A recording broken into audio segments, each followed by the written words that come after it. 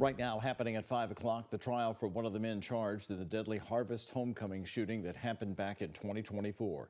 It's our top story. Hello, everybody. I'm Doug Proffitt. And I'm Connie Leonard. The judge decided today the jury will revisit the scene of the shooting. And during the shooting, 18-year-old Bryce Gerlach was killed and 2 bystanders were injured. 5 men were charged in the shooting, but only one of them, Isaiah Page, is going to trial. The other suspects took plea deals, agreeing to testify during Page's trial. And today, we heard some of that testimony. Well, WHAS11's Ian Hardwood and photojournalist Jessica Farley have been in the courtroom today. They join us live now in New Albany. Ian, give us a feel on where this case stands right now. How close is it going to the jury, and why is the jury first going to be revisiting the spot where you're joining us live? Doug, the judge wants the jury to revisit this site because of the elevation. We're standing right now on the top of some steps. One witness described as having a whole group of people dressed in all black in ski masks with backpack full of guns. This is the area where the shooting took place, and the bullets flew out from here into the parking lot. The judge said it's important for them to get a lay of the land because the pictures and the video that they've seen in the courtroom don't tell the full story. You asked when the jury would be able to make a decision on this. Well, it's not going to be tomorrow. There's still more testimony to hear from some of those people who took plea deals. We were supposed to hear from Darius Tuff today. He took a plea deal, a 37-year sentence for the 2 people that were injured. However, he did not give that testimony today. He backed out and cited no reason. So, in a last-minute pivot, the state prosecutors read previous testimony that he gave. He said that the people at the top of these stairs that I'm standing on right now were the ones to fire first, and that he got into his car in the parking lot and sped off. Before that, he said he fired 3 shots in self-defense at the group at the top of the stairs. Then one person in the car with him fired out this way. Again, he took a plea deal for 37 years for the 2 people who were injured in the shooting. As far as the decision, it may come at the beginning of next week. Until then, reporting live for WHAS 11 News, I'm Ian Hardwick on your side. All right, very interesting. The jury going to visit that site where Ian's standing live. Thank you, Ian.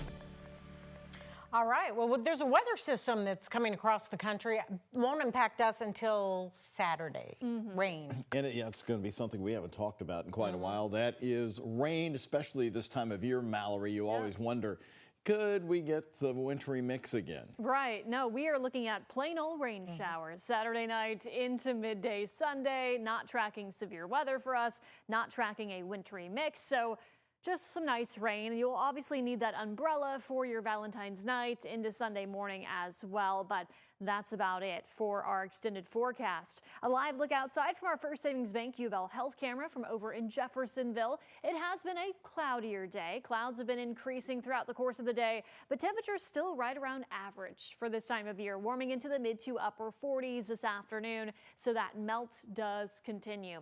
Max HD radar picking up on some moisture on the radar as these clouds continue to stream in from the northwest, but we do have dry air in place at the surface. You'll notice our dew points are in the 20s. Our air temperatures are in the 40s. So most of that should evaporate before it reaches the ground. Can't rule out maybe a couple of sprinkles, but that's about it through the afternoon and evening. Tonight, clouds will decrease pretty quickly, and that's going to allow for another chilly night. Expect those lows to dip down into the 20s. So by early tomorrow morning for that bus stop forecast, it will be a chilly start in the 20s, but we're tracking a lot of sunshine. Should be a very nice February day tomorrow with mostly sunny skies, high temperatures in the 50s. Enjoy that out ahead of that cloud cover increasing on Saturday and those rain chances rolling back in Saturday night into Sunday. We'll be timing out that weekend rainfall for you and taking a look ahead at even warmer temperatures next week. That's coming up in our 7-day forecast.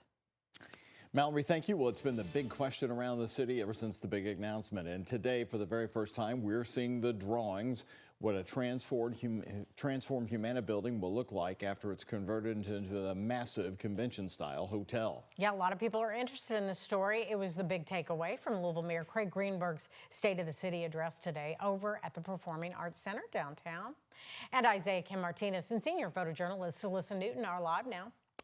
Isaiah, you're in front of the Humana building, of course, set to see those major renovations in the next few years. What about the other new details about this project? Well, Doug, there are still many lingering questions, including the sort of the funding avenues for this. But I want you to see kind of the before and after here, because that's really the story today. This is, of course, the Humana building as we know it today, right? 26 stories high. It's been the signature of the city for so many years. Now take a look at the video released in the State of the City address for Mayor Greenberg today. Instead, a companion tower built right next to the signature Humana structure. You see it on the right of this photo in black here.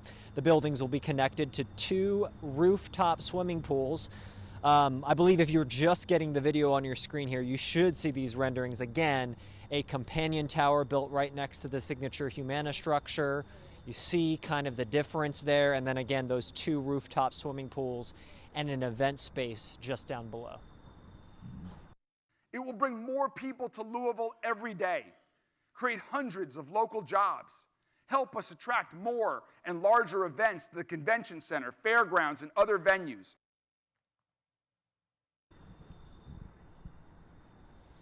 Now, Louisville-based Poe Companies is leading this development. They're very prominent here, and of course, construction, we know, is for now set to start in 2027. Doug, Connie, certainly something that this city will be watching for the next few years. So the mayor is also in a campaign year there, Isaiah, heading toward the May primary.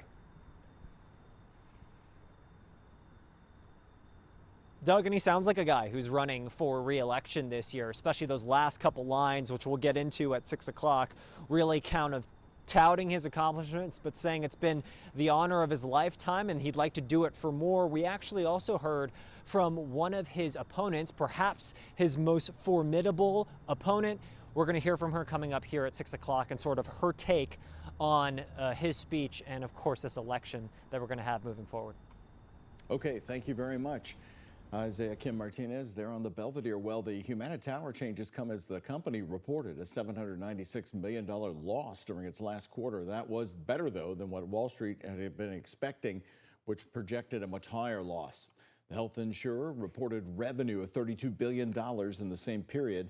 Humana expects full-year earnings to be $9 per share on the earnings. Well, today, Governor Andy Beshear says Kentucky's economy remains red hot. He highlighted a major development from Toyota that he says keeps the Commonwealth at the forefront of electric vehicle production. Now, the governor announced Toyota will manufacture the all-electric 2027 Highlanders at its Georgetown plant. That move builds on the company's $1.3 billion investment announced back in 2024 and marks the first battery electric vehicle Toyota will build for the U.S. market, and the first assembled in the U.S. Beshear says the investment is another sign of long-term growth in Kentucky. This means that Kentucky workers will be taking one of the company's best-known and top-selling vehicles into the future. I'm grateful that they continue to invest in our Commonwealth, and I'm excited to see the newly designed EV Highlander. Beshear says since taking office, the state has secured more than 1,300 private sector projects, totaling $45 billion in investment and 68,000 new jobs. Well, it is one of the oldest and most important conventions to Louisville, and it is back right now in the city. The National Farm Machinery Show is celebrating 60 years. It is the world's largest indoor farm show. It started back in 1963 in Lexington and then moved to Louisville in 1966. At the fairgrounds, you get to see all kinds of big and small, amazing farm equipment. Take a look at all the John Deere there, green lined up. 800 exhibitors. Earlier today, around 200 drivers from across the country and Canada competed to be the best in the 57th Championship Tractor Pull. It's impressive. When you come down the ramp and there is 15,000 people sitting there, it can get your breath. The show runs until Saturday. The Championship Tractor Pull will run its final races.